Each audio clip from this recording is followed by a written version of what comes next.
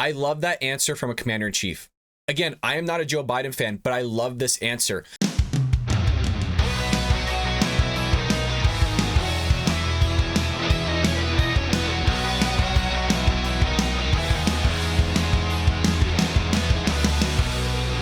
Welcome to the Bald Brad Show. Our story here is regarding Peter Doocy and Joe Biden squaring off regarding his gaffes that he's made on the world stage this past week and a half.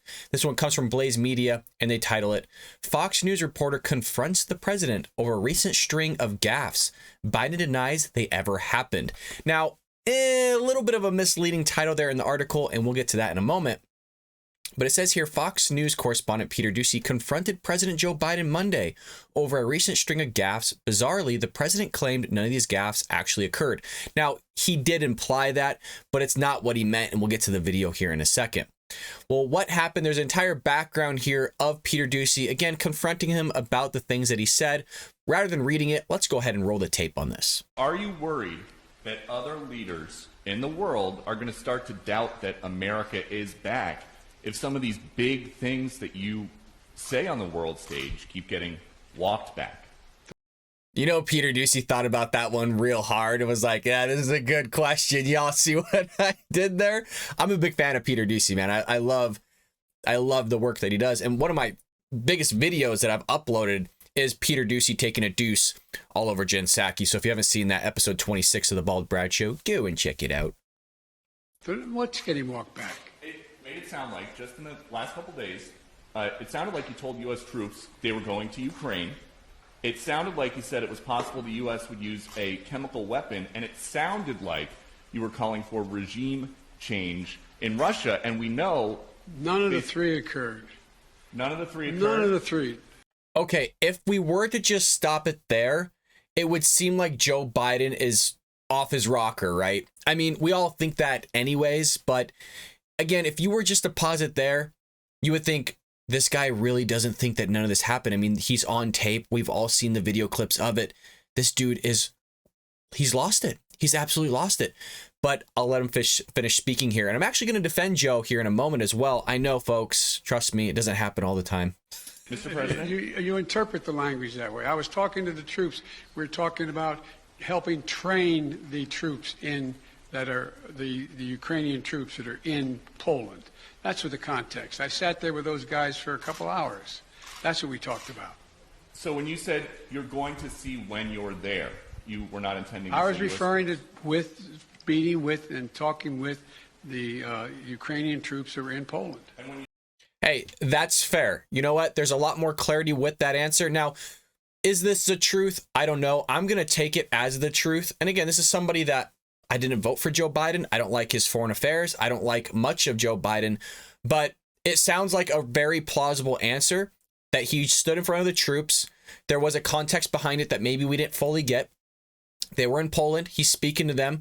So for me, I'm going to defend Joe Biden here, and I'm going to give you the benefit of the doubt and say, hey, you know what? That is what he meant. That clears the air on that statement. So let's move forward with the other ones. You said a chemical weapon use by Russia would trigger a response in kind. It will trigger a significant response. Okay, so this one he slipped up on. I don't think he meant in kind, meaning that if Russia were to use a chemical weapon, then the United States is going to use a chemical weapon.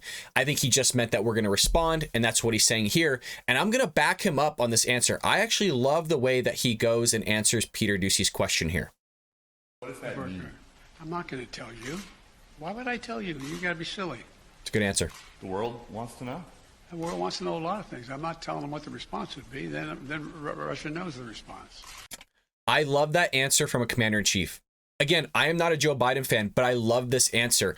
I don't think Russia should know what we're going to do. I don't think we should draw a line in the sand on what our actions are going to be if Russia were to commit some sort of war crime like using chemical weapons on Ukrainian people.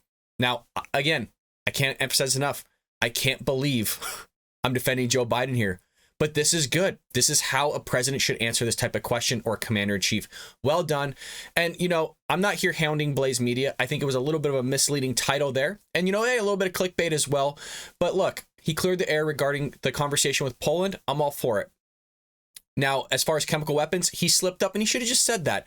I think that's something that we lose a lot is the aspect of the American people not being forgiving in a way. Now, they weren't forgiving with Trump, but, you know, a lot of conservatives and Republicans, we're religious people. We tend to forgive. If he would have just said, hey, you know what? I slipped up. I didn't mean in kind. I just meant that we're going to give some sort of military response if something like that were to happen. I'm all for it. Just because I don't like the guy doesn't mean I can't forgive. We all slip up. We all make mistakes. And, you know, I love that he gives a little bit more context behind what he said in Poland. So for those that think, oh, you know, Brad just hounds Joe, he doesn't like him and all these other things. Look, I'm more than willing to stand behind my president when things are good. When things are bad, I'm not going to stand behind him. I was like that with Trump. I was like that with Obama. I'm like that with Biden. I don't care who's president. I want them to do well. I want them to speak well. And I want them to be a good image for our country. So there you have it, folks. I can't believe on this Wednesday morning, I am supporting and defending Joe Biden here.